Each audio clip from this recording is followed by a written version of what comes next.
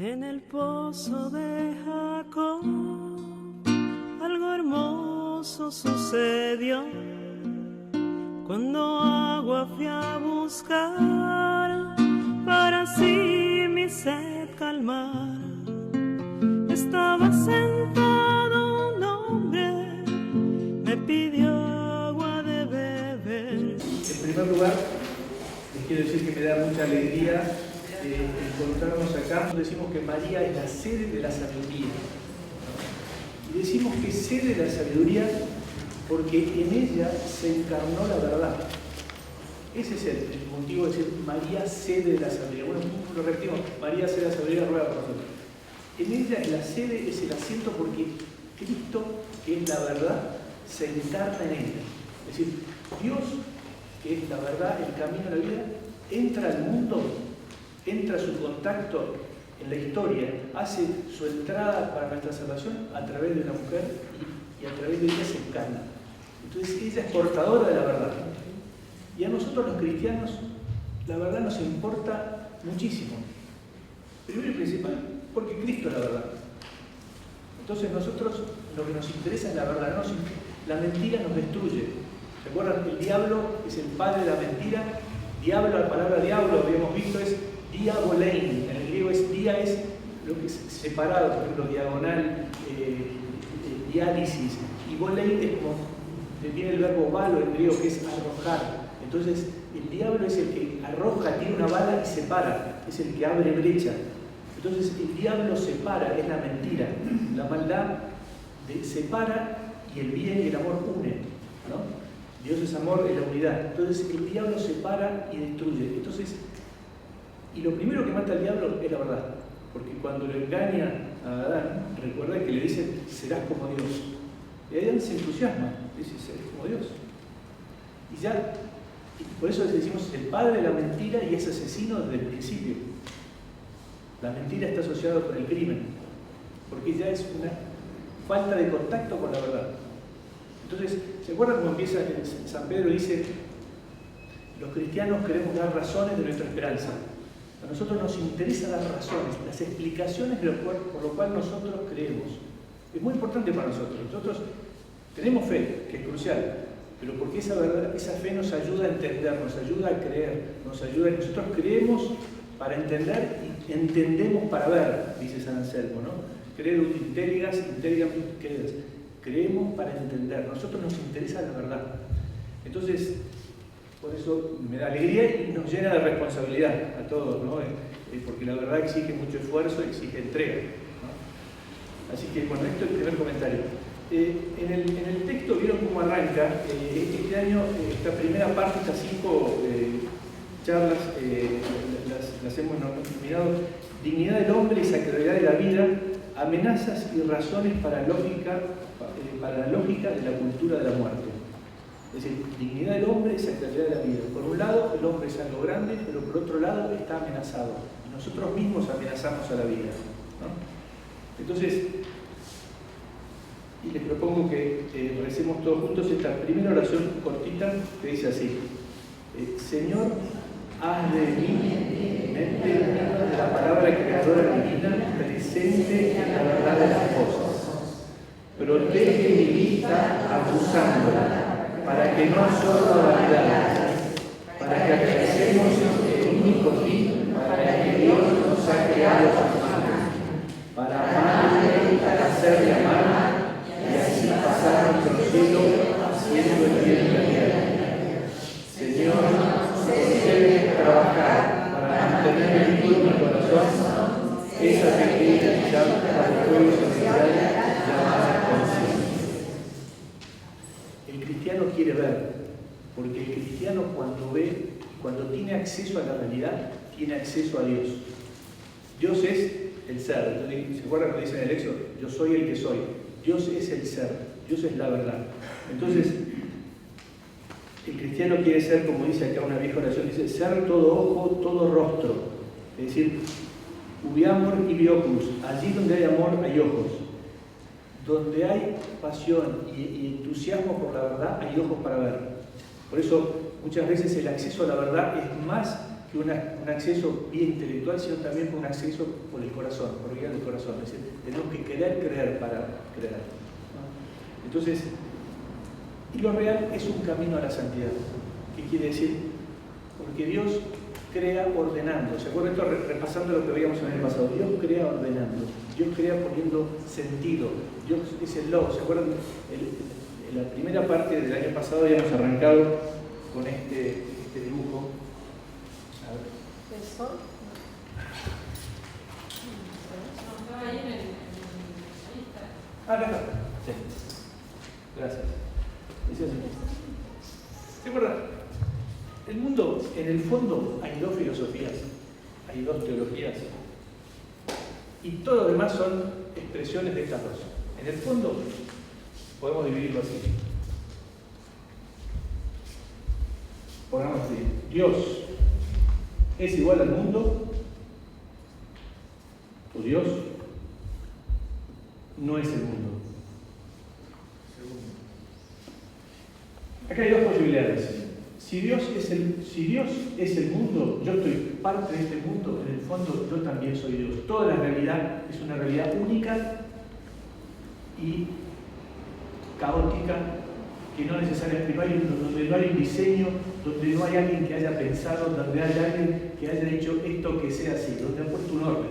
Es decir, esta es una, Dios es igual al mundo. Acá el hombre es Dios. El orden lo pongo yo. Y la otra posibilidad es, al principio creó Dios el cielo y la tierra. ¿Se acuerdan? El Bereshit bara Elohim. Entonces, Dios es lo más presente, lo más íntimo de lo íntimo mío, como decía San Agustín, pero a su vez es lo más trascendente. Dios es ajeno a mí y a su vez muy íntimo a mí. Pero yo no soy Dios, Dios es lo santo, Dios es otro. Dios es alguien trascendente, es una persona a la cual yo le debo honor, respeto, amor, pero yo no soy Dios. Entonces las leyes no las pongo yo. La otra visión es el hombre es Dios. Al final el mundo es o es caos o es mística, dice Wittgenstein, filósofo. El mundo es absurdo o está lleno de sentido, porque alguien lo pensó. Eso es crucial. Es decir, podemos tener en esta visión la esfera y la cruz, el hombre dentro del mundo y Dios que dirige al mundo. En la otra visión, perdón, acá al revés. ¿Sí? Y acá, el hombre y el mundo, la naturaleza, se identifican con el hombre. Las leyes sociales, la sociedad, se identifican con el hombre. Yo creo las leyes sociales, yo ordeno la vida, yo doy sentido a la vida. Porque no hay Dios. Yo me convierto en Dios. Ahora, la otra visión es la cruz, que es la que dirige y domina el mundo, porque Dios es el que crea ordenando, ¿no? Esto habíamos visto el año pasado, ¿recuerdan? O sea, hay dos posibilidades. O somos criaturas, o somos Dios. No hay otra. O somos criaturas, la noción de creaturidad es absolutamente crucial para el cristiano. Yo no soy Dios, tengámoslo presente, porque muchas veces queremos ponernos en ese lugar. Ese fue el drama de Adán. Cuando el demonio le dijo, vas a ser conocedor del bien y del mal, el tipo sacó pecho y dijo, puedo ser Dios. Fue una prueba, y con su libertad fue capaz de decirle no a Dios. Y Dios lo aceptó, ¿no? Entonces, primer punto. Que el año pasado vimos, si quieren, la parte más bien del esplendor del hombre, la gloria del hombre. Es decir, el hombre, ¿se acuerdan de lo que hablamos de San Ireneo? El hombre es la gloria de Dios, ¿no? Homo, gloria de él. Y después el hombre es la gloria de Dios, pero la gloria del hombre es la visión de Dios. Es decir, una doble, esto de San Ireneo, ¿no? Una doble tensión, ¿no? Esto que llamamos la posibilidad de que el hombre, Dios se gloria en el hombre y el hombre se perfecciona, se realiza en la visión de Dios. Es decir, hay un intercambio, un diálogo. En el fondo, Dios entra en la historia para decirle al hombre, incorporate en mi vida, participá de mi vida. Es decir, todo el universo en el fondo, en el principio fue para que sea el teatro el lugar de operaciones donde se produce esta alianza entre el hombre y Dios. Esta es la visión del cristiano, ¿no? Es el lugar donde se va a generar esta relación entre el hombre y Dios. Ahora, por eso la Biblia arranca en el principio era el Logos. Perdón, el principio era el cielo, Dios creó el cielo y la tierra. Y en el Evangelio de San Juan, ¿se acuerdan que habíamos visto? En el principio era el Logos. Y el Logos era Dios y el Logos se encarnó. El Evangelio explica, digamos, el Evangelio de San Juan explica lo que el Bereshit bara el fin, ¿no? Entonces, el punto cuál es, el mundo tiene sentido, está pensado, está diseñado, y yo formo parte de ese diseño. Y ese diseño es parte de lo que yo tengo en mi corazón. Mis leyes físicas, las leyes físicas, biológicas, incluso hay un mensaje moral, un orden que trata de Dios que trata de poner un orden en mi libertad. Entonces, y el hombre es algo extraordinario, hemos dicho que dice también el Génesis. El Génesis dice, y vio Dios que era bueno. Después que crea el hombre, dice, y Dios vio todo el universo vio que era muy bueno, ¿no? Entonces uno dice, es extraordinario, es un mensaje, en el fondo el mensaje cristiano, un mensaje de una gran alegría. Fíjense, el Evangelio es un evangelio, el buen anuncio, ¿no? Y cuando se encarna Jesús, fíjense cómo arranca. Esto es, voy a leer acá, de Evangelium Vitae, que es una encíclica de Juan Pablo II del 2005, que se hace para poner, él hace para poner un poco de conciencia a los cristianos de todas las amenazas que tiene la vida del hombre, desde el punto de vista de la filosofía, de la política, de la cultura, de la técnica, de la medicina. Es decir, ¿qué amenaza a la vida del hombre? Porque el Evangelio es un Evangelio de vida, ¿no? Entonces, sin embargo, vivimos en una cultura donde estamos amenazados de muerte, desde el punto de vista de la legislación, y en nuestro país ni que hablar ahora, con todo el debate que estamos teniendo. Es decir, hay una tendencia muy fuerte a combatir este Evangelio de vida. Y dice así Juan Pablo II, el Evangelio, así arranca, ¿no? El Evangelio de la vida está en el centro del mensaje de Jesús, acogido con amor cada día por la Iglesia, es anunciado con intrépida fidelidad como buena noticia a los hombres de todas las épocas y culturas. El Evangelio de la vida es el centro del mensaje de Jesús. Y ahora empieza así, dice, en la aurora de la salvación, el nacimiento de un niño es proclamado como gozosa noticia. Y así arranca, os anuncio una gran alegría, que lo será para todo el pueblo. Os ha nacido hoy en la ciudad de David un Salvador, que es el Cristo el Señor. El nacimiento del Salvador produce ciertamente esta gran alegría, pero la Navidad pone también de manifiesto el sentido profundo de todo nacimiento humano, y la alegría mesiánica constituye así el fundamento y la realización de la alegría para cada niño que nace. Es decir, el mensaje cristiano es un mensaje de alegría, esto es lo principal, ¿no? Y este mensaje de alegría es el mensaje del nacimiento de un niño que viene a salvarnos. Ahora, con este mensaje de alegría, ¿qué pasó? Que en el mundo vivimos guerras, llanto, dolor, lágrimas, muertes, asesinatos. Algo pasó. ¿Y qué sabemos nosotros los cristianos? Que vivimos en el pasado, está la prueba del pecado original, ¿no? Sabemos que el hombre fue tentado, y cae en esta tentación, es decir, se desordena frente a Dios. Y recuerden que ahí se pelea con Eva. Ya cuando Eva empieza a decir, esta mujer, esta es carne de mi carne, y después termina diciéndole, no, esta mujer que vos me trajiste. La primera víctima de la mentira es la relación entre el hombre y la mujer. Es la primera víctima de esa mentira. Es la tensión en los corazones. La mentira mata. Y ya ahí hay primera tensión. Pero recuerden después que Dios lo echa a Adán del paraíso. ¿Y cuál es el primer pecado que comete Caín? Y el primer pecado del hombre fuera del paraíso, el asesinato de Caín por Abel, ¿no? Entonces, frente a la primera mentira, el primer pecado es el asesinato.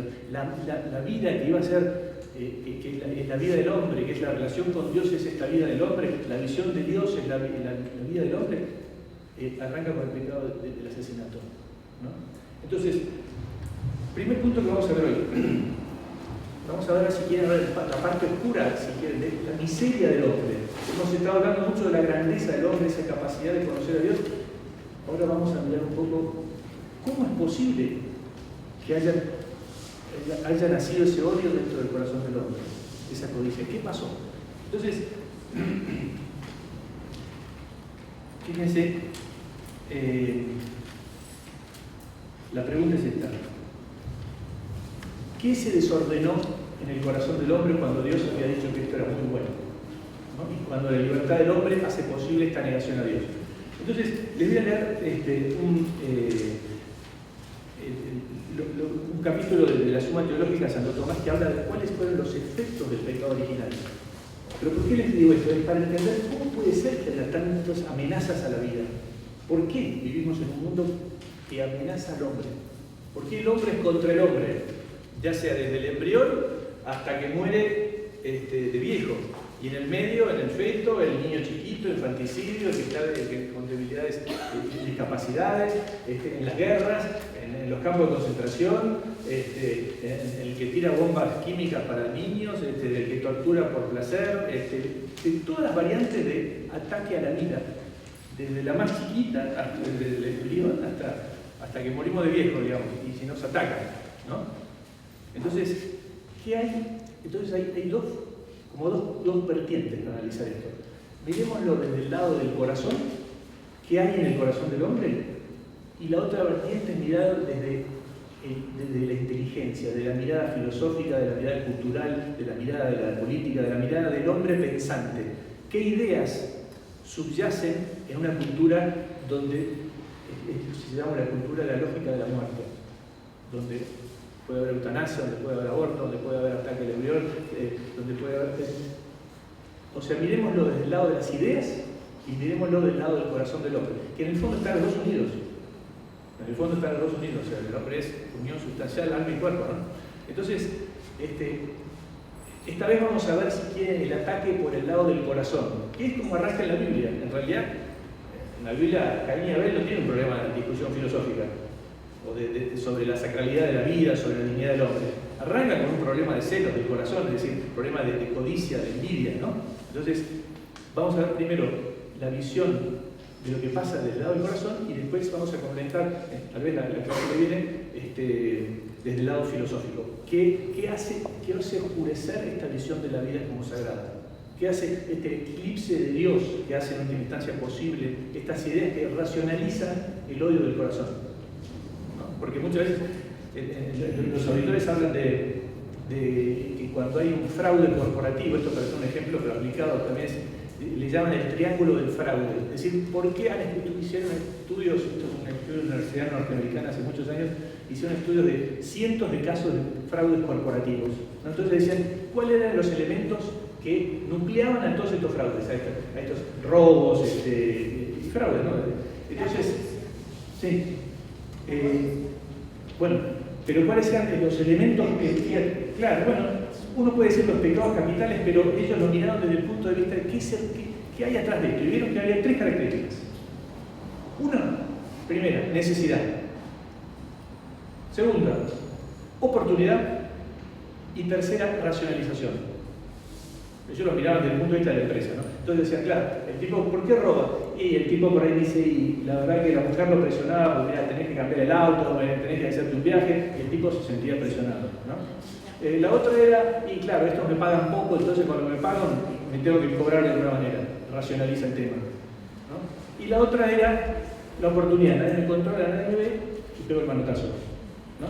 Entonces, la racionalización en el fondo está un poco en función de esta necesidad que yo tengo y esta manera y la oportunidad que me aparece, ¿no? Estos tres elementos. En todos los pecados pasa lo mismo. Generalmente racionalizo el tema, tengo una necesidad, me gusta, estoy bien casado, pero me gusta mi secretaria y el tipo, y la verdad que mi mujer me trata mal, la verdad que me viene barro y además la secretaria, me hicimos un viaje y el tipo, nadie lo miraba, ¿no? Entonces junto a oportunidad, necesidad, le venía barro, porque la mujer no lo trata mal, y la racionalicé y bueno, ¿qué va a ser? Una canita al aire, ¿no? Por así decir. Entonces juntan esa y no digo si quieren para robar, lo que sea, ¿no? Entonces, este elemento, por eso vamos a ver primero ahora el elemento en el corazón, la necesidad, ¿no? Y les propongo que leamos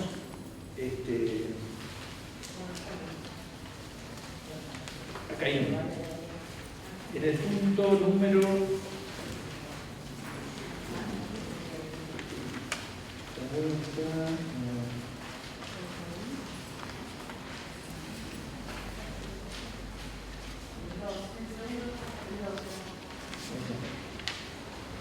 Empieza así, ¿no?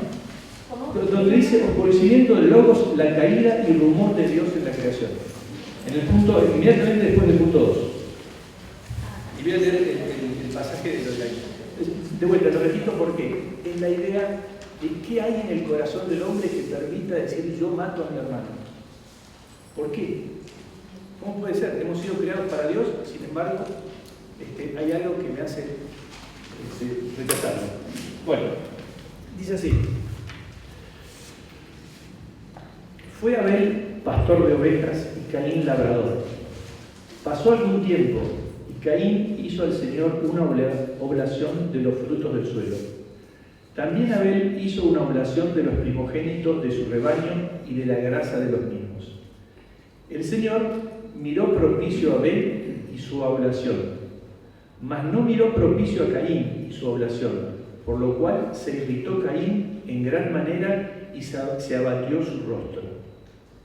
El Señor dijo a Caín: ¿por qué andas irritado? ¿Y por qué se ha abatido tu rostro? ¿No es cierto que si obras bien podrás alzarlo? Mas, si no obras bien, a la puerta está el pecado acechando como fiera que te codicia y a quien tienes que dominar. Caín dijo a su hermano Abel: vamos afuera. Y cuando estaban en el campo se lanzó Caín contra su hermano Abel y lo mató. El Señor dijo a Caín: ¿dónde está tu hermano Abel? Contestó: no sé. ¿Soy yo acaso el guarda de mi hermano? Replicó el Señor: ¿qué has hecho? Se oye la sangre de tu hermano clamar a mí desde el suelo. Pues bien, maldito seas, lejos de este suelo que abrió su boca para recibir tu mano la sangre de tu hermano. Aunque labres el suelo, no te dará más fruto. Vagabundo y errante serás en la tierra. Entonces dijo Caín al Señor: mi culpa es demasiado grande para soportarla. Es decir, que hoy me echas de este suelo y he de esconderme en tu presencia, convertido en vagabundo y errante por la tierra, y cualquiera que me ame me encuentra, me matará. El Señor le respondió: al contrario, quien quiera que matare a Caín lo pagará 7 veces. Y el Señor puso una señal a Caín para que nadie que lo encontrase le atacara. Caín salió de la presencia del Señor y se estableció en el país de Nod, al oriente del Edén. Y ahora viene el comentario que hace Juan Pablo II a esto.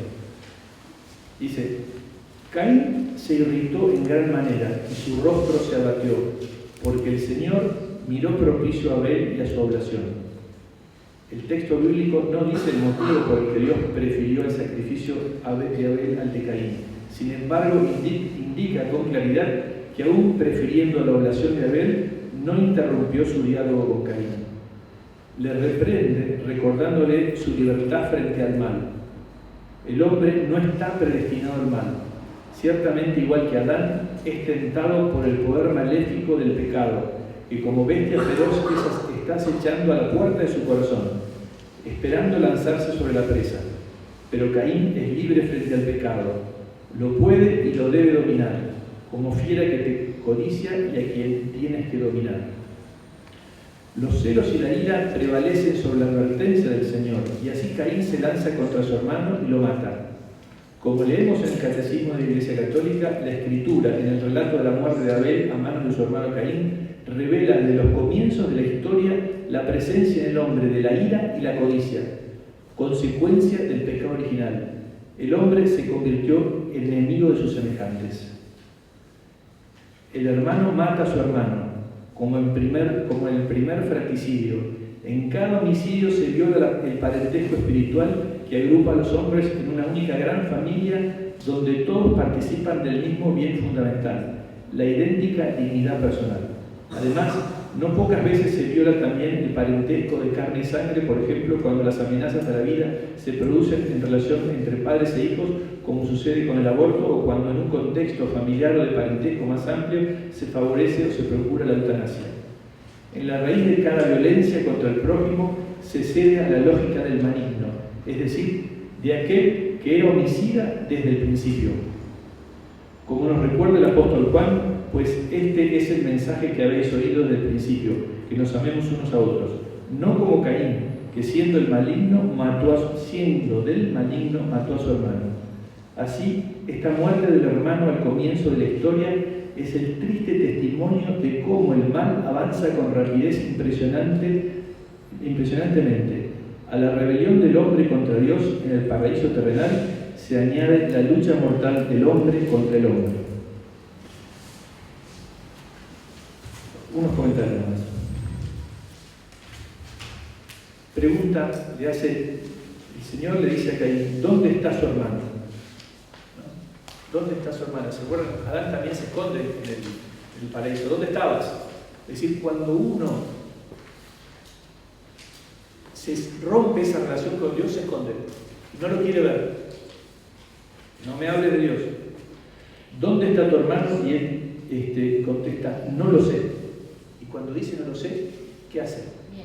Miente. Separa. Lo primero que mata es la verdad. Miente. Es decir, y él sabe dónde está su hermano. Sabe cuál es el bien. Sabe cuál es la verdad. Sin embargo, no la quiere ver. Y él en su corazón sabe que está mintiendo, pero al otro le dice lo que es, lo que no es. Y lo que no es, es. ¿No? Esa separación es muchas veces en el corazón. Es decir, antes de cualquier teoría filosófica, primero veamos qué hay en el corazón. ¿Qué queremos en el fondo nosotros? No queremos que lo que es verdad sea verdad. No podemos evitar las consecuencias de lo que hemos elegido. Podemos hacer lo que queramos, pero no podemos evitar las consecuencias. Yo quiero que no sea verdad que lo maté a Caín, pero ¿sabes qué? Lo maté. ¿No? Entonces, no lo sé. Y el Señor le dice, ¿qué has hecho? Se oye la sangre de tu hermano clamar desde el suelo. Es decir, ¿qué has hecho? Es decir, en el corazón, Caín sabe que hizo algo malo. Y era libre de hacerlo. Él podría no haberlo hecho. En el fondo el hombre es libre. Es decir, no es que alguien lo obligó. ¿Qué has hecho? ¿Qué hiciste vos? ¿Qué elegiste? ¿No? Y dice, entonces dice Caín, mi culpa es demasiado grande para soportarla. Él sabe en el fondo de su corazón que hizo mal y tengo culpa. Esa culpa nadie le dijo a él, che, si matás está mal, la sociedad le dice que está mal. Su conciencia, que es Dios que le habla en su corazón, está inscrito, digamos, ese mensaje divino de la creación, le dice, hiciste mal, y lo atormenta. Entonces dice, tengo culpa. Y eso lo abate. Y dice, porque Caín se irritó de gran manera, su rostro se abatió porque el Señor miró propicio y le agarra el tema de la envidia. Es decir, ¿por qué le elegiste a Abel y no a mí? ¿Por qué yo no puedo ser como Dios? Dice Adán. Cuando el demonio, ¿cómo lo ataca? Le dice, vas a poder ser como Dios. Y Adán dice, yo puedo ser como Dios. Le agarra un poco como envidia. O sea, por la envidia del demonio a la grandeza del hombre, y a su vez el hombre lo hace envidiarle a Dios. La envidia es tremenda. Pues vieron que dice el Evangelio, dice que por la envidia del demonio. Y el hombre le envidia a Dios. Y Caín envidia a Abel. Y miente y lo mata.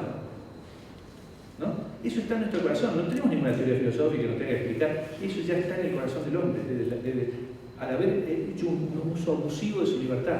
Una libertad que era para ser siervo de la verdad. Una libertad que era para llegar a Dios. Se hace una libertad que es para servirme a mí. Para mi propia autonomía, para mi propio engrandecimiento. Entonces la pregunta, y acá viene lo que les decía recién de Santo Tomás, él hace un comentario a Beda el Venerable, y dice, ¿cuáles fueron? Entonces nos vamos a hacer la pregunta, ¿cómo es posible que Caín haya hecho esto?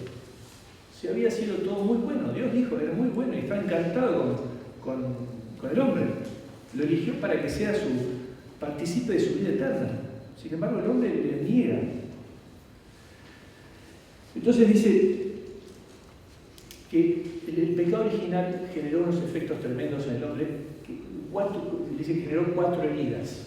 Entonces, primero partamos cómo está el hombre, cuál es la estructura íntima del hombre. Entonces, el hombre, ¿qué tenemos? Las potencias, recuerdan la vieja definición ya aristotélica, Santo Tomás, el hombre está en la inteligencia, en el hombre tenemos voluntad, hay un apetito irascible y un apetito concupiscible. ¿Se acuerdan las 4? La inteligencia, ¿qué busca? ¿Qué lo llama la inteligencia? La verdad. La inteligencia, su orden natural, su inclinación para lo que está hecho es la verdad. Y Dios es la verdad. La inteligencia del hombre está para ver a Dios. Así eso es lo que se llama la potencia obediencial. La inteligencia del hombre es para que haya un contacto de espíritu a espíritu. El espíritu chiquito del hombre con el espíritu de Dios. Eso es lo extraordinario que es. El hombre puede tener contacto con Dios por su inteligencia, su tendencia a la verdad. Ahora, después del pecado original, ese orden queda destituido y el hombre aparece la ignorancia.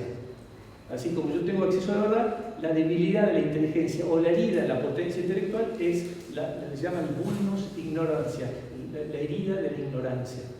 En la voluntad, la otra potencia espiritual del hombre, la tendencia de la voluntad, ¿qué es? La búsqueda del bien, ¿no? Es la inclinación natural al bien. Ahora, después de la caída del pecado original, la tendencia natural hacia el bien se convierte en una tendencia con malicia. Y lo que era la búsqueda con malicia, aparece, para el bien aparece la malicia, ¿no? El apetito irascible, ¿qué era? Los instintos que me hacen, frente al bien arduo, acometer y atacar. Yo tengo que trabajar para conseguir el alimento, me atacan, me defiendo. Es decir, hay una irascibilidad que es buena cuando está ordenada. Yo tengo que acometer, tengo que enfrentarme al peligro. Entonces, ahí soy valiente. Entonces, ahora, cuando esa irascibilidad está desordenada, viene la ira, ¿no? La potencia de la inteligencia, la virtud que perfecciona a la inteligencia, dice Aristóteles, es la prudencia, ¿no? Yo veo, anticipo, veo inteligo el presente y prevido el futuro. La prudencia como virtud intelectual. En la voluntad, la virtud que la perfecciona es la fortaleza. La justicia. Es la justicia, es decir, darle a cada uno lo suyo, es decir, atender al otro con interés bueno. Entonces le doy lo que le corresponde. Entonces la virtud que perfecciona la voluntad es la justicia. Después el apetito irascible tiene la ira, y la virtud que ayuda a lo que perfecciona a la irascibilidad es la fortaleza. Es decir, yo acometo y ataco.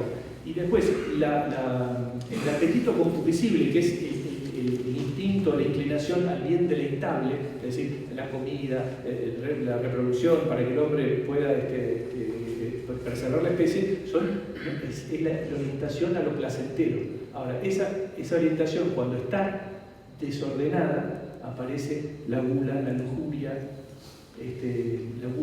la codicia, ¿no? Entonces, ¿y cómo se perfecciona? Se perfecciona por la virtud de la templanza, decía Aristóteles, ¿no? Entonces, ¿qué pasa? El hombre, sus 4 potencias, es decir, las potencias intelectuales, que son inteligencia y voluntad, rigen al apetito irascible y concupiscible, que son las potencias sensibles. Después del pecado original, la inteligencia, que era la que tenía esa relación con Dios, al perder esa relación con Dios, desordena toda la naturaleza. Entonces, la naturaleza humana queda herida, no destruida. Los padres de la iglesia llaman natura deleta, no deleta, sino es una herida. No es destruida, sino que es una naturaleza que está herida. Es una herida de la debilidad por la pereza, herida de la ignorancia, herida por la templanza, pero no destruida. Entonces, ¿qué pasa? Después del pecado original, que está la interpretación, digamos, que hace Santo Tomás, la tradición de la iglesia, es que el hombre queda desordenado respecto a su fin último, que era la visión de Dios. Y se convierte a la criatura y no a Dios. Conversión a la criatura y no a Dios, ¿no? Entonces, de ahí aparece la lujuria, la codicia, la envidia, ¿no? La ira que tiene Caín. Esto viene después del pecado original. Antes de la justicia, en el estado de justicia original, este desorden no estaba. Entonces, eso ya está en el corazón. Y ahí acarreamos con eso todos los hombres de que somos hombres, ¿no? Esa es la visión de la teología católica. Entonces,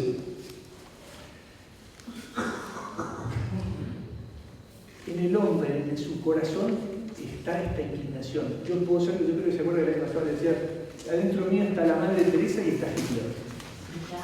Está Hitler. Tenemos una combinación ahí entre Madre Teresa y Hitler. Adentro nuestro corazón está el bien y el mal. O sea, queremos la grandeza, tendemos a la perfección, y tenemos actos de altruismo y de amor, pero adentro nuestro también está Caín. Queda débil. Esa es la herida del pecado que es, el hombre queda debilitado, queda la pereza, queda ignorante, queda tendencia a la concupiscencia, queda débil frente a la fortaleza. La oración nos hace fuerte. Y bueno, que volver a Dios, es decir, volver otra vez nuestra inteligencia, nuestras potencias espirituales, a ordenarse otra vez a Dios con la ayuda de la gracia, nos ordena otra vez todo este orden interno, que ahora está desequilibrado. ¿Se acuerdan de Platón? El caballo blanco y el caballo negro que tira lo corporal y el caballo blanco que tira lo espiritual, y el cochero es el hombre que está luchando entre los dos, entre la tendencia a la perfección, a la belleza, a la verdad, y por otro lado a la mentira, al odio, a la codicia. Es decir, hay una tensión en nuestro corazón, está dentro nuestro. Eso, digamos, después del pecado original, ese desorden se produce. Entonces, primer punto. Ahora, frente a esto, frente a esa realidad, nosotros podemos dar las mejores teorías que hablen sobre la dignidad del hombre, sobre que el hombre es sagrado, pero si yo en el fondo no quiero, el hombre sigue siendo libre y absoluto. Es decir, yo puedo explicar Dios, las mejores pruebas de existencia de Dios, pero yo no lo quiero porque me cambia la vida si yo creo en Dios y no lo quiero. Es decir, hay dentro del corazón, hace que mis ojos del corazón queden nublados, mi inteligencia queda nublada por estos ojos del corazón. Es decir, esto que hablamos, ubi amor, tibi oculus, allí donde hay amor, hay visión. Cuando yo no quiero, no hay manera. Entonces, ¿qué pasa? Y fíjense lo que dice Ratzinger, hablando sobre el acto de fe, porque esto parte de la fe, no hablaba el padre Adolfo, no parte de la fe. Dice Benedicto XVI, dice, la fe es el acto fundamental de la existencia cristiana. En el acto de la fe se expresa la estructura esencial del cristianismo y la respuesta a la pregunta: ¿cómo podemos alcanzar nuestro destino realizando lo que constituye nuestra humanidad? Es decir, en el acto de fe, la existencia cristiana se expresa. Y es el acto fundamental de la existencia cristiana. Partimos de la fe. Porque podemos hablar en el principio que Dios el cielo y la tierra, pero si eso no lo creemos, porque eso no vino por no vino por la filosofía, no vino por Aristóteles, eso es un acto que viene por la Biblia, es una revelación de Dios que le dice al hombre, al principio yo creé que era el Dios del cielo y la tierra, yo te creé, yo soy Dios y vos los hombres, sos criaturas. Partimos de ese dato, ¿no? Y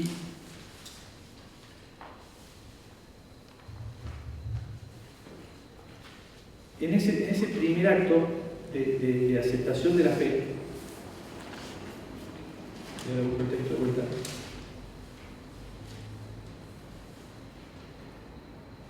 nosotros podemos decirle que no a Dios, ¿no? Ahora, miren en el texto número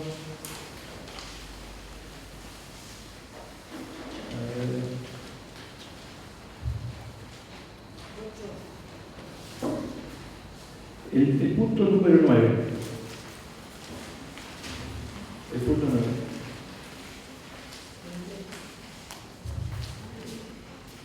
Espérate un segundito. Antes de eso, antes de eso. ¿Se acuerdan que habíamos dicho recién esto de Ratzinger que dice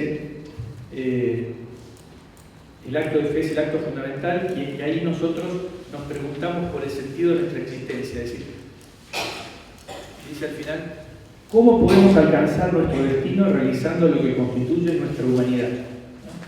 Esa es la misma pregunta que el joven rico le hace a Jesús. ¿Se acuerdan del pasaje donde el joven rico en Mateo le dice: sucedió que un hombre se acercó a Jesús y le preguntó: Maestro, ¿qué es lo bueno? ¿Qué debo hacer para obtener la vida eterna? ¿Qué es la pregunta de fondo? La más importante de todas, la misma que dice Ratzinger: ¿cómo podemos, Benedicto, cómo podemos alcanzar nuestro destino realizando lo que constituye nuestra humanidad? Y el joven le dice, maestro, ¿qué es lo bueno? ¿Qué debo hacer para obtener la vida eterna? Es lo que todos queremos en el fondo, ¿no? ¿Por qué me preguntas sobre lo que es bueno?, respondió Jesús. Y solamente hay uno que es bueno. Si quieres entrar en la vida, obedece los mandamientos. Sí, y estos son los dos puntos centrales, fe y obediencia. El cristiano parte de la fe y obedece. Es decir, Dios crea ordenando y Dios le da al hombre una clave para la vida eterna. Y le dice, ¿cómo le dice? Entonces le dice, solamente uno es bueno. Si quieres entrar en la vida eterna, ¿qué le dice? Obedece los mandamientos. ¿Cuáles?, pregunta el hombre. Y contestó Jesús. Y el primero que dice es, no mates, no cometas adulterio, no robes, no presentes falso testimonio, honra a tu padre y a tu madre y ama a tu prójimo como a ti mismo. Todo esto lo he cumplido, dijo el joven. ¿Qué más falta? Si quieres ser perfecto, anda, vende lo que tienes, das a los pobres y tendrás tesoro en el cielo. Luego ven y síganme. Pero cuando el primer mandamiento le dice, no mates, ¿qué es lo que hizo Caín? Y lo que había dicho Adán al principio, que era, se pelea con Eva. Es decir, el odio de la separación. Me separo con Dios y me separo de mi hermano. Corto mi vínculo y corto mi vínculo con los demás. Entonces, no mates. Ahora,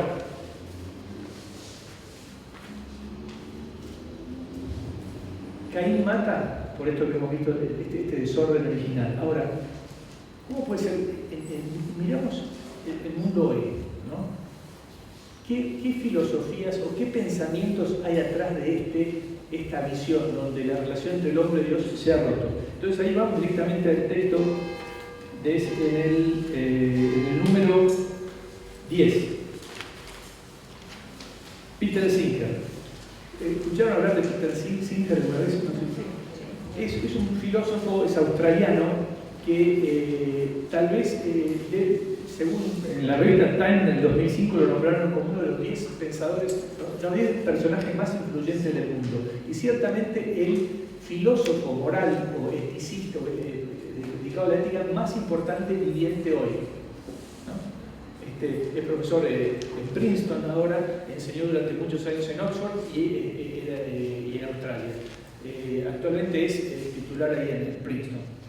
Tiene ahí desarrolló un instituto de bioética muy importante. Y bueno, tal vez sea el teórico de la moral más conocido, hoy más celebrado y más influyente que haya en el mundo, dicen la revista Time, por ejemplo, ¿no? Tipo, si entran en internet van a ver la cantidad de videos, de conferencias.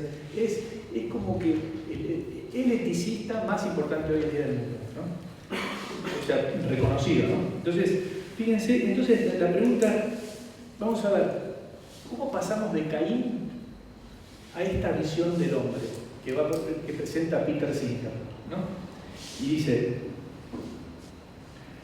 la idea de que la vida humana, es medio largo, lo voy a leer, pero es importante para que tengan una idea de cómo piensa la visión en la que el hombre es el que es dueño de la vida, y no Dios dueño de la vida y el hombre se adapta a los mandatos divinos. Entonces dice Peter Singer, la idea de que la vida humana es sagrada tan solo por ser vida humana es una idea medieval. ¿Tiene sentido la vida? ¿En qué medida el rechazo a creer en un Dios implica el rechazo al punto de vista que sostiene que la vida tiene algún sentido? Si este mundo lo hubiera creado algún ser divino con un objetivo particular en mente, se podría decir que tiene sentido, al menos parece ser divino. Si pudiéramos saber cuál era el propósito de ese ser al crearnos, podríamos saber qué sentido tiene nuestra vida para nuestro Creador. Y si aceptáramos el propósito de nuestro Creador, aunque tendríamos que explicar por qué habríamos aceptarlo, podríamos afirmar que conocemos el sentido de la vida. Es impecable, el tipo dice, si nosotros pudiéramos saber cuál es el designio del Creador, si existiera, estaría bien, ¿no? Pero parte de la base es que no hay un Creador y que no hay un diseño, ¿no? Y dice, esta idea de que la vida es sagrada es una idea muy medieval. ¿La vida tiene sentido? No. ¿En qué medida el rechazo a creer en un Dios implica un rechazo? Bueno, sigue. Entonces, uno, ¿de qué parte cinca? La visión del mundo es caos, el mundo no es creado por Dios, el hombre no es criatura, el hombre se crea a sí mismo. El mundo es absurdo, no tiene sentido, pero Dios no existe. Entonces, como diría Dostoyevski, todo está permitido, ¿no? Ese subyace. Pero no hay creatividad. Entonces, lo que él dice es bastante lógico. Entonces sigue. Cuando rechazamos creer en un Dios, debemos abandonar, el punto 11, ¿no? Cuando rechazamos creer en un Dios, debemos abandonar la idea de que la vida en este planeta tiene algún sentido predeterminado. La vida en su conjunto no tiene ningún sentido. La vida comenzó, según las teorías más válidas, con una combinación fortuita de moléculas evolucionando posteriormente a través de mutaciones casuales y de selección natural. Todo esto simplemente ocurrió. No sucedió por ningún propósito general. Sin embargo, ahora que ha tenido como resultado la existencia de seres que prefieren algunos estados a otros, es posible que determinadas vidas tengan sentido. En este sentido, los ateos pueden encontrar sentido a la vida. Es decir, la vida no tiene sentido, pero podemos dárselo. Sin embargo, ahora he tenido como resultado, como dice, y el mundo es una combinación de moléculas. Es una casualidad total, se dio y aquí estamos arrojados en la existencia, como diría Heidegger, ¿no? Entonces, el mundo no tiene a alguien que lo haya pensado ni que lo haya amado. Sigue, 12. Persona y Homo sapiens no son equivalentes. Podría haber una persona quien no es miembro de nuestra especie. Podría haber también miembros de nuestra especie que no son personas. Claro, porque él habla, por ejemplo, había una orangután famosa que se llama Sandra, que le dieron la categoría de persona y tenía derechos, porque podría haber también miembros de nuestra especie que no son personas. Por ejemplo, el embrión, ahora lo explico. En todo caso, propongo utilizar persona en el sentido de un ser racional y autoconsciente para englobar aquellos elementos del sentido popular del ser humano que no pueden ser cubiertos por miembros de la especie Homo sapiens. Por ejemplo, él habla de que hay una racionalidad en los animales. Es un gran defensor de los derechos animales y dice que en el orangután, los delfines, hay una cierta racionalidad.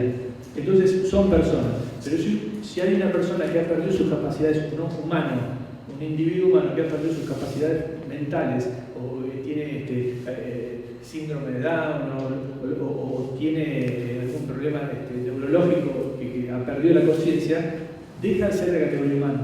O sea, es humano, no persona. Entonces es más persona el chimpancé que el humano que ha perdido sus capacidades, ¿no? Por eso él dice, podría haber también miembros de nuestra especie que no son personas, ¿no? Entonces, obviamente un embrión no es persona, porque no piensa, no tiene racionalidad, no siente, entonces no entra en la categoría de persona. Yo he arguido, 13, yo he arguido que la vida de un feto, e incluso más claramente de un embrión, no cuenta mayor valor que la vida de un animal no humano con un nivel similar de racionalidad, autoconciencia, capacidad de percepción, de sentir, y que puesto que ningún feto es una persona, ninguno tiene el mismo derecho a la vida que una persona. La diferencia, 14, la diferencia entre asesinar niños discapacitados y no discapacitados no descansa en ningún presunto derecho a la vida que los últimos tienen y los primeros no, sino en otras consideraciones sobre el asesinato. De manera más obvia está la diferencia que frecuentemente se da en las actitudes de los padres. Es decir, si el padre quiere que exista, si lo matamos al chico es un asesinato, si el padre no lo quiere antes de nacer, ¿no? El feto no tiene ninguna dignidad, no tiene ninguna característica de persona, porque lo determinan los padres en última instancia. 15. Es distinto cuando el menor nace con una discapacidad grave. Por supuesto que las anormalidades al nacer varían. Algunas son triviales y tienen escaso efecto en el niño o en sus padres, pero otras convierten el acontecimiento normalmente dichoso en una amenaza a la felicidad de los padres y de los niños que pueden tener, ¿no? Acá está el tema si el hijo nuevo genera un problema para la familia, problemas económicos, el celos a los hermanos, o tiene una discapacidad y complica a la familia. Entonces, me genera un displacer, me genera una incomodidad que no hay por qué dejar de satisfacer mi comodidad. Fíjense cómo dice, el dolor es malo y cantidades similares de dolor son igualmente malas, sin que importe a quién le pueda doler. Por el contrario, el placer y la felicidad son buenos sin importar de quién pueda provenir el placer y la felicidad. Pues el criterio de la moralidad es la felicidad y el placer. Y el dolor es algo que hay que evitar en la visión del cristiano. El dolor puede ser una manera de ofrecerlo a Dios, de promoción, es decir, Cristo muere en la cruz, el dolor y asume todo el dolor humano. Nosotros tenemos otra visión del dolor, no evitamos el dolor a toda costa porque lo evitamos, porque nos parece algo negativo. El dolor puede ser un motivo de perfeccionamiento, digamos, con todo lo horrible que tiene, pero el cristiano le da un sentido al dolor. Acá se parte, claro, como no hay Dios, todo está permitido. Entonces, lo que sea doloroso para mí, lo elimino. Entonces dice Singer en una entrevista concedida a La Vanguardia, usted escribió en la ética práctica que matar a un chimpancé es peor que matar a un ser humano, que debido a su discapacidad intelectual congénita no es ni podrá ser nunca una persona. Le preguntan, ¿no? Respuesta es simple. Tenemos que estar seguros de que se trata de gente realmente discapacitada intelectualmente. Así que si el niño no está ni capacitado para reconocer a otra gente, ni para establecer relaciones sociales, ni para disfrutar de su vida, mientras que el chimpancé sí tiene una vida más rica y compleja que ese ser humano gravemente discapacitado, entonces creo que hay menos pérdida en matar a ese ser humano que en matar al chimpancé. No, pero que tiene mucha lógica. Ustedes piensen, si ustedes dicen, si el sentido de la vida es el placer y la felicidad, ¿no? Y el niño discapacitado no puede sentir ni placer, ni tiene, no es consciente, y el chimpancé sí, sufre y es sensible, vale más la vida del chimpancé, porque lo que determina la vida, la dignidad de la vida es aquello que nos produce placer o displacer. Es decir, en una visión totalmente biologicista, materialista, no hay una dimensión espiritual. El que no tiene capacidad intelectual no existe a los efectos, es más valioso el chimpancé. Que tiene mucha lógica. Digamos, si uno dice, si no hay una dimensión más allá de lo puramente biológica, entonces, ojo, y este es el eticista, el filósofo más famoso hoy viviente de la ética. O sea, ese tipo que lo googleé en internet, el tipo no dio el premio Nobel, pero pasó ahí, le pegó el poste. Bueno, entonces dice, 18, en el punto 18, los embriones no son seres sensibles, no experimentan dolor, hay miles de embriones excedentes o sobrantes de tratamiento de fertilización in vitro que se conservan congelados en tanques de nitrógeno líquido, no tienen futuro, así que ¿por qué no emplearlos en el campo de la investigación? Eso no va a privarles de ningún futuro, pues no lo tienen. Tampoco les causa ningún daño, porque no pueden sentir nada. Es sorprendente que nos preocupe tanto el uso que se pueda dar a esos embriones cuando sin cesar estamos realizando investigaciones que sí provocan dolor y angustia en criaturas mucho más sensibles, por ejemplo los animales del laboratorio. Antes prefiero un experimento con un embrión humano excedente que con una cobaya. Por su parte, no creo que la clonación suscite ningún conflicto moral grave, a menos que lo que se pretenda con ella sea obtener un bebé. Mientras se limite al campo de investigación médica, no le veo el menor inconveniente. 19. ¿Hay algún límite a partir del cual la medicina debería renunciar a prolongar la vida, aunque solo fuese por lo insostenible de los costos, es decir, por la plata? ¿No? Tal vez los costes o la plata, ¿no?, sean una buena razón, pero también cuentan la calidad de vida y el consentimiento del paciente. No tiene objeto prolongar una vida solo porque es la de un ser humano. Si está en un coma irreversible, ¿qué sentido tiene prolongar durante años ese coma? O si padece una demencia profunda y no habría deseado seguir viviendo en esas condiciones. Pero en cuanto a si existe algún límite definido para dejar de prolongar la vida, la respuesta es no. Quiero decir que no se puede hablar de ningún límite sobre el que todo el mundo se muestre de acuerdo. Un aspecto importante es el consentimiento individual, y en este sentido es muy útil cuando la gente se hace declaraciones previas especificando sus deseos para el caso de llegar a encontrarse en una situación, en unas condiciones en las que no puede decidir por sí mismo. Es decir, de vuelta, Dios no es dueño de la vida. Es el hombre, soy yo. Entonces yo determino cuándo vivo y cuándo muero y quién vive y quién no muere y quién no vive. Es decir, tiene su lógica.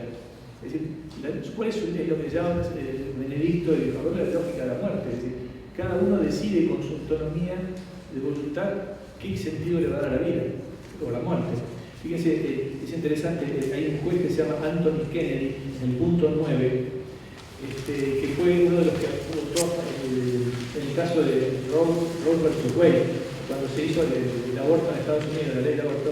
Fíjense, está en inglés la definición, pero dice así, lo tiene ahí punto 9, dice, en su fallo, cuando dio el fundamento para permitir el aborto, ¿no? Dice así, en el corazón de la libertad, ¿no?, está el derecho de definir el concepto que uno tiene de la existencia, el propio concepto de la existencia, del sentido del universo y del misterio de la vida humana.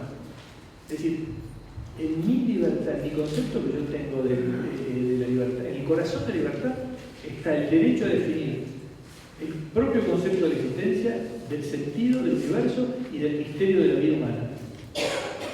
Es decir, si el mundo no tiene sentido, si el mundo no tiene un logos, si en el mundo no hay un creador que lo pensó y lo amó, el sentido se lo doy yo. ¿Y quién me va a privar de eso? Es el derecho de la fuerza o la fuerza del derecho. En el fondo es el derecho de la fuerza. Es decir, yo determino en mi vida y determino en los demás, y el que me pone el límite es la fuerza del otro. Porque si el otro es grande como el otro como yo, no lo puedo matar. Pero si es chiquito o débil, la fuerza la tengo yo. Pues yo determino quién vive y quién no vive. Entonces, pero esto lo vamos a hablar más la próxima vez, pues el trasfondo, porque hay un trasfondo filosófico. Acá viene después el porqué de esto, cómo esto es posible, porque hay una explicación filosófica para esto, una visión del mundo y de la naturaleza, una visión de la sociedad. Pero eso lo vamos a ver en la próxima vez. Ahora es simplemente mostrar la posición de quien, para cuando no hay un orden, no hay una criatura, no hay un logos, todo es posible. Dice después Singer. Punto 22. ¿Hay algún límite a partir del cual la medicina debiera renunciar a prolongar la vida, aunque solo fuese por lo insostenible de los costes de la plata? Tal vez los costes sean una buena razón, pero también cuentan la calidad de vida y el consentimiento del paciente. No tiene objeto prolongar una vida solo porque es la de un ser humano, si está en un coma irreversible. ¿Qué sentido tiene prolongar durante años ese coma? O si padece una demencia profunda y no habrá deseado seguir viviendo en esas condiciones. Pero en cuanto a si existe algún límite definido para dejar de prolongar la vida, la respuesta es que no.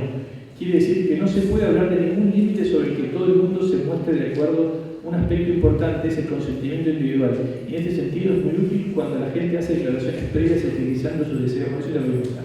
Después, 23. ¿Ha generado el darwinismo un vacío moral de algún tipo desde una perspectiva evolucionista? ¿Cuál es la fuente de la ética? ¿Cuánto falta? Ya estamos. La pregunta de fondo, ¿cuál es la fuente de la moralidad? ¿Qué es lo que dice que está bien y lo que está mal? ¿Quién dice lo que está bien y lo que está mal? ¿Qué es lo bueno? Entonces, dice Peter Singer, el darwinismo no ha generado ningún vacío moral, porque en cualquier caso no había ninguna explicación alternativa plausible sobre la fuente de la ética.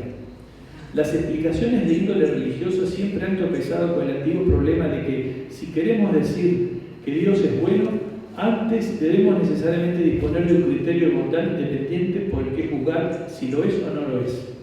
Es decir, para poder decir que Dios es bueno o malo, primero tengo que decir qué es lo bueno y lo malo, ¿no?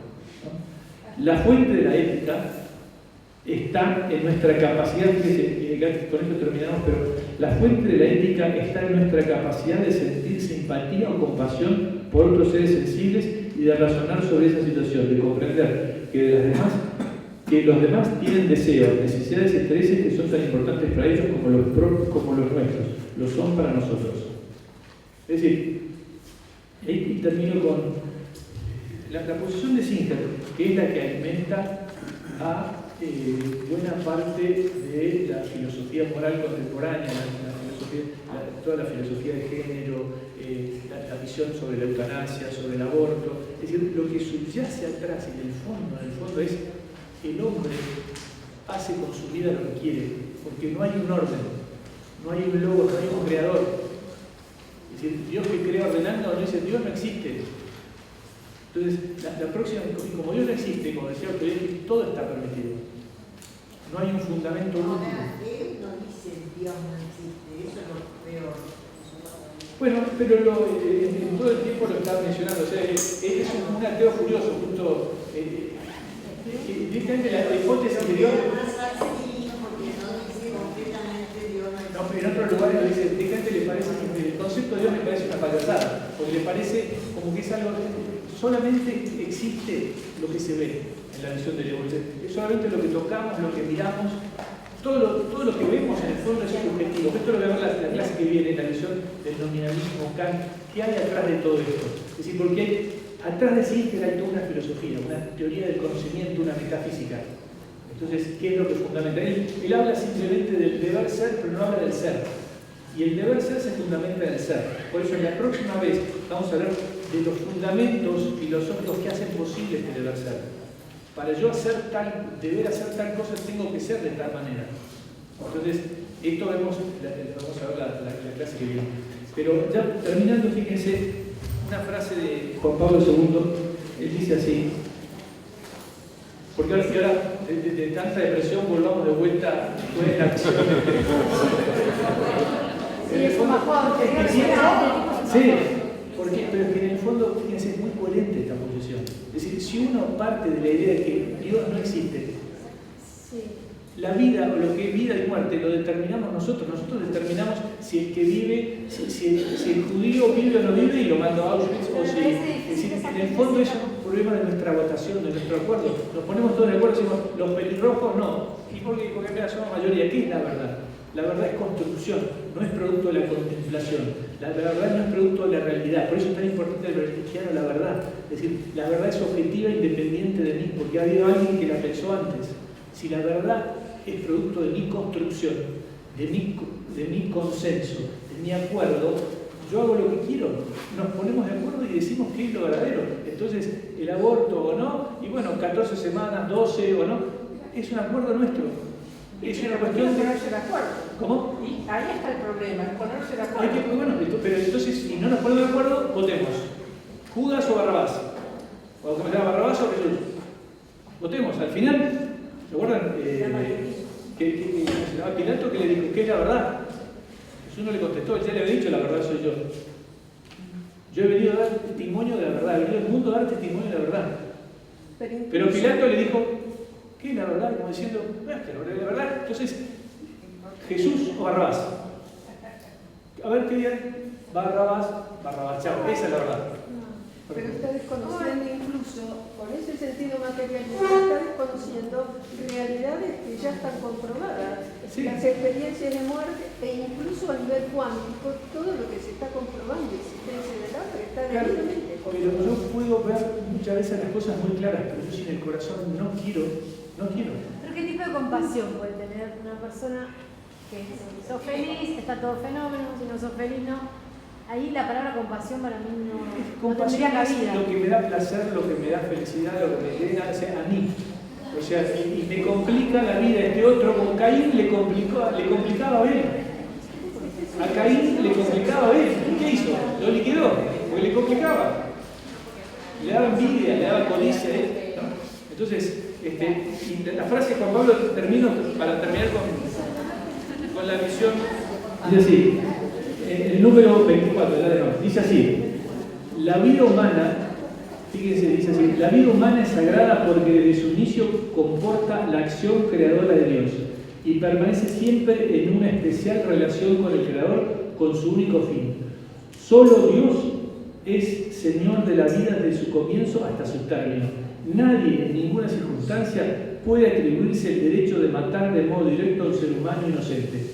Con estas palabras, la instrucción de Nurum Vitae expone el contenido central de la revelación de Dios sobre el carácter sagrado e inviolable de la vida humana. El hombre es imagen de Dios, es sagrado, ha sido pensado para Dios, de Dios y hacia Dios. Negar eso le abre la puerta al consenso. Vive el que nosotros determinamos que vive.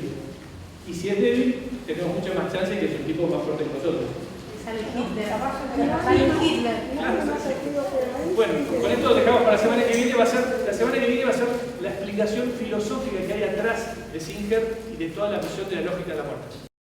En el pozo de Jacob algo hermoso sucedió. Cuando agua fui a buscar para así mi sed calmar, estaba sentado un hombre, me pidió agua de beber, del agua que había en mi alma, pues de mi alma tenía sed.